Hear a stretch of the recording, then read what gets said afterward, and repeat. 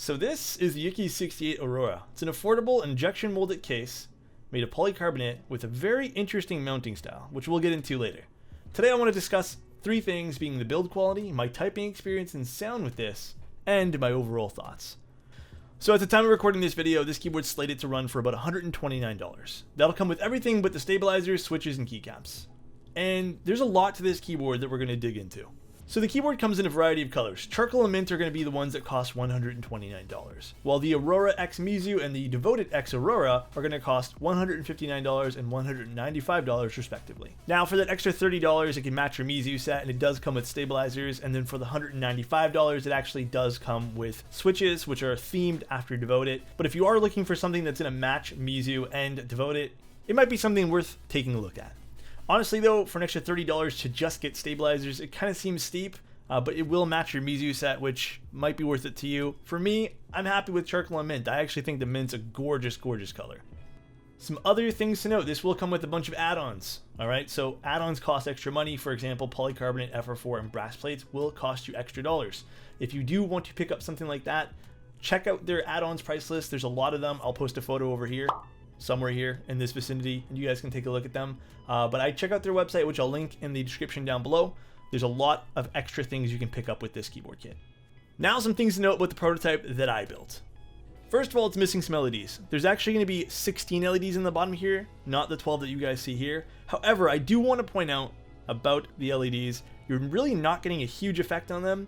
Now I have to flash this with VIA still, and when I do, I'll try changing some colors. But really right now, you're not noticing much of that bleeding through. It's really, really, really dim. And honestly, I don't mind it. I think this looks gorgeous just the way it is. I can only imagine charcoal being less prominent with the LEDs, but I digress. All right, now let's actually get into the keyboard. My thoughts. First of all, I was wowed by the customization with this. If you guys are unaware, with most hot swap keyboards, usually you get a fixed layout. This is a multi-layout keyboard. And you might be wondering what that exactly means. Well, for example, if we move this switch here, you'll notice that there's two hot swap sockets. Traditionally, most hot swap PCBs that I've encountered typically only come with one or the other. So there is a north and south facing switch here, so you can alternate between a stepped caps lock and a regular caps lock. The same goes with enter. There is an ISO option. Now, again, you have to have the supported plate for that.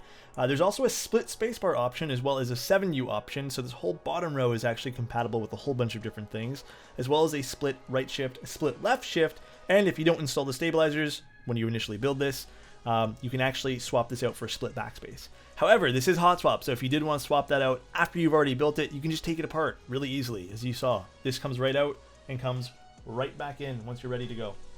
Easy. So in terms of build quality, this versus some of the other starter kits that we've seen, that entry level kind of area, honestly, I was really blown away. Right away when you pick this up, you'll notice it feels sturdy, it looks really good, it doesn't feel cheap, it has even a weight to it without having to buy the additional weight, and it's very modular, so you're going to get wowed right out of the box. Now I didn't get a retail box, mine just came in a cardboard container, so I don't really know what exactly that looks like, but I was definitely really, really wowed by this. This is a gorgeous, gorgeous keyboard. Again, you can see a lot of work went into this, and I'll show you guys some of the internals here as well. And this is the hot swap keyboard. You can see there's tons of hot swap sockets here. Lots of things you can do with this, really make it your own, which is awesome. Here you can see those missing LEDs. If you guys are wondering what those 4 holes are, those are the missing LEDs. Those should be brought in the final production run. Now digging into how modular this keyboard actually is. And it's one of the most exciting parts about this, which I knew about coming into this, but didn't fully experience it and realize how modular it actually was until it was in my hands. Here you can see all those silicone gaskets, which by the way, I believe it should come with silicone and pour-on gaskets, not just the silicone you guys see here. These are all removable, so if you wanted to remove one, you can. This can affect the overall feel of the actual keyboard. So again, if you didn't want such a softer or something that didn't absorb some of that vibration, you can actually remove a whole bunch of these and get a totally different keyboard feel. But the bottom of this case is where the fun begins. There's these modular chips that have the gaskets mounted on top, which you can remove very, very easily. Actually, initially, it's kind of weird and funky to get out. You might have to use some arm power, some, muscles to take them out. But once you do, it's actually fairly easy to slide them back in. And again, you can actually change your entire typing experience just by removing these. So if you wanted something a bit softer, you can remove a whole bunch of them and just maybe leave the ones mounted on the side. More rigid, again, while using some of these gaskets to absorb some of that vibration, you can mount all of them. Overall, there is a lot of these chips. We've actually removed a whole bunch on stream, and again, if you want to watch that live stream, you can. But they just slide in and out. Now again, these did require some power. In this case here, I used a flathead screwdriver to kind of pop these out. So if you guys did want to do that, just be careful you don't scratch your case. And the final part of how modular this thing is when it comes to what you can remove to improve your typing experience / sound is the silicone at the bottom. Now you can remove it entirely if you'd really like, which we did, and it does give actually a really nice sound profile.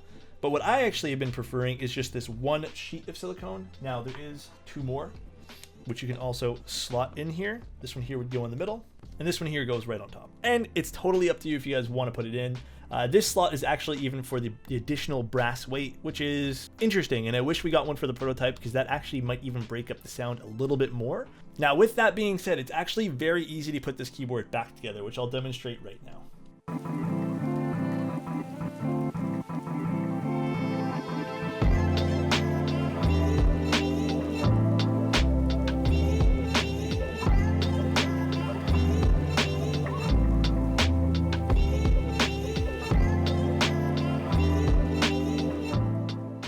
Now let's talk about the sound and the typing feel. This is where this gets really interesting and conversation becomes a huge and more important conversation about preference. It completely depends on how you assemble this board. Like most boards, but even more so for this one here. There's so many things that you can do with it. For example, all these gasket chips that you can put in and out. How many sheets of silicone you put on the bottom, so if you want a more muted sound or if you want something a little bit more airy, it's totally up to you. I actually really like this. It's very consistent feeling across the board. The only thing where I wasn't a huge fan of was possibly the spacebar. Now in terms of typing feel, again, this totally depends on how many silicone gaskets you put in or pour on whenever you guys get the retail versions. I found by taking out most of the bottom chips, it does get a little bit softer. However, it's not something like the thermal or the new where it's going to be super soft and you're going to notice tons of flex, but it is noticeably softer. But honestly, this checks a lot of boxes for me. It has a good typing experience, great sound, excellent finish, great build quality. It even has threaded inserts, which are very important in my opinion, especially for polycarbonate. If you don't have threaded inserts, you could actually damage the polycarbonate, so kudos for them. Pretty good USB-C slot, which you guys can see as well. I really like that. Overall, the board's gorgeous. Even the mint color, I think of all the greens other than the Kuro, this is my favorite green for all the entry-level boards we've seen so far. Shallow silicone feet, which do their job, honestly. There's really nothing important about those. There were some inconsistencies with the actual build. For example, the silicone clipped into the wire of the enter key, which made it a bit sluggish. You had to actually clip that off beforehand.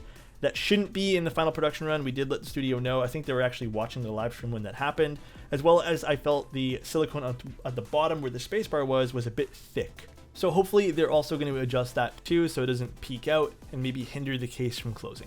And this should come pre-flashed with VIA upon purchasing as well. Overall, there's a lot, and I mean a lot, of customization you can do with this. It's a pretty fun experience to build this as well as customize it and find exactly what you want from this keyboard. I highly recommend if you do pick up an Ikki68, play with all the options you guys get. For example, all these little silicone gasket chips that you guys get inside of them, as well as the silicone sheets. Maybe also pick up an add-on or two if you wanted to experiment with that, but I think this is going to be a good buy. But yeah, that's the Ikki68 Aurora prototype. And if you guys enjoyed this type of video, be sure to let me know in the comments down below. Otherwise, have a great day. Appreciate everyone. See ya.